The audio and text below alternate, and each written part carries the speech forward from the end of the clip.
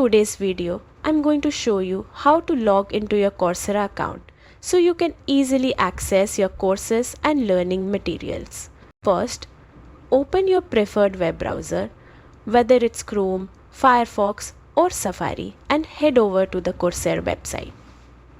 You can search for Coursera in your search engine and click the official link at the top. Once on the home page, look to the top right corner for the login button and click it.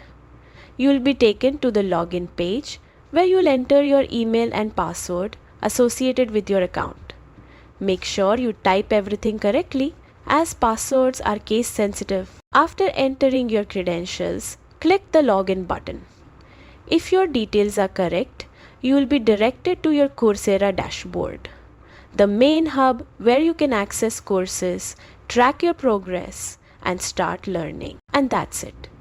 Open your browser, go to Coursera, click login, enter your email and password, and you're all set. Happy learning!